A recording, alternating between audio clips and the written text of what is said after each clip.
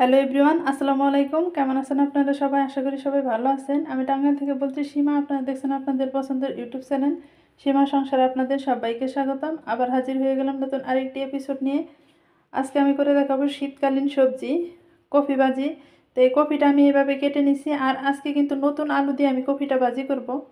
কফিটার ডাঁটাও কিন্তু ফেলে দেই নাই, কফিটার কচি কচি ডাঁটাগুলো সেগুলো রেখে দিছি। তো কফিটা প্রথমে এইভাবে ধুয়ে পরিষ্কার করে নিয়ে নিছি। এখন ভাজি করার জন্য সরাসরি চুলায় চলে যাব। ভাজি করার জন্য চুলায় চলে এসেছি। দিয়ে দেব কিছু আস্ত জিরা। আর জিরাটা দেওয়ার পরই দিয়ে দেবো আমি কিছু পেঁয়াজ কুচি আর কাঁচামরিচ কুচি। কাঁচামরিচ আর পেঁয়াজটা আমি একটু ভালো মতো ভাজি করে নেব।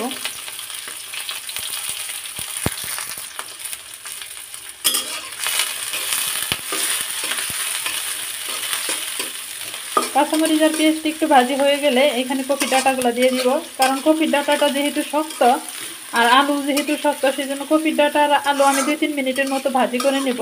তারপর কিন্তু কফিটা দিয়ে দিব। আর কফিটা কিন্তু একসাথে ডাঁটা সহ দিলে ডাঁটাটা সিদ্ধ হবে না, কফিটা তাড়াতাড়ি সিদ্ধ হয়ে যাবে, সেই জন্য ডাঁটাটা পরে দিব।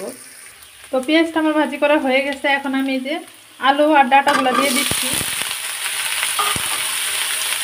ডাঁটাটা একটু বড় বড় করে দিচ্ছি, আলুটাও বড় বড় করে দিচ্ছি, যেহেতু আমি কপিটাও একটু বড় বড় কেটে রাখছি, সেজন্য কিন্তু দিয়ে দিতে এইভাবে।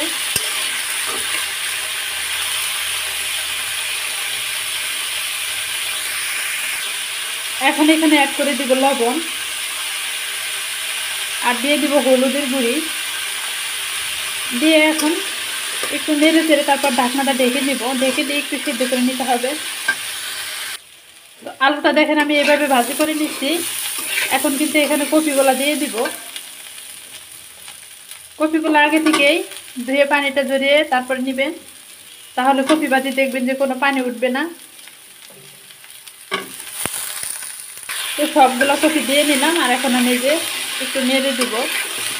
এখন কিন্তু আমি কপিটা ঢেকে দিব না, না ঢেকে কিন্তু কিছুক্ষণ ভাজি করে নিতে হবে।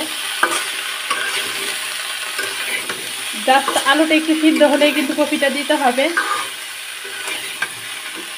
এখন কপিটা যদি আপনারা ঢেকে দেন তাহলে কিন্তু কপিতে শুধু খালি পানি উঠে আসবে। তো আমার দেখেন কপি ভাজিটা হয়ে আসছে। আর এখন কিন্তু একটু পানি নেই কপি ভাজিতে, যেহেতু আমি পানিটা জড়িয়ে নিয়েছিলাম। আর ঢাকনাটা না ঢেকেও কিন্তু কপিটা আমি ভাজি করে নিলাম।